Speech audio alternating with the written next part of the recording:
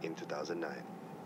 A member of the parliament said that rape victims can have an opportunity to lead a healthy and good life if they marry their rapists. This will be a remedy to social problems, and if she can marry the rape...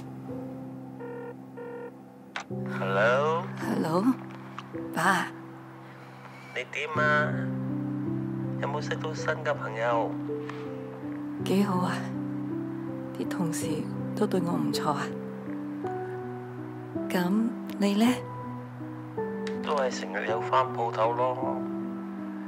我而家有個客仔啊，好好照顧你自己啦嚇，遲啲再 call 你啦。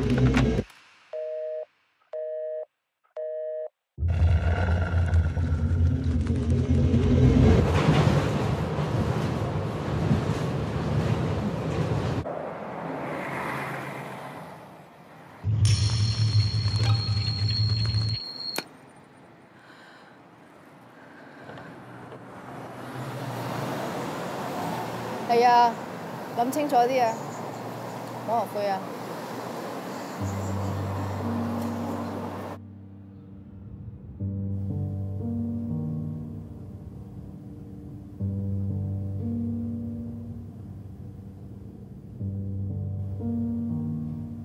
你點解要做呢個紋身啊？我仔嚟啊！佢今年幾歲啊？死咗。佢點死㗎？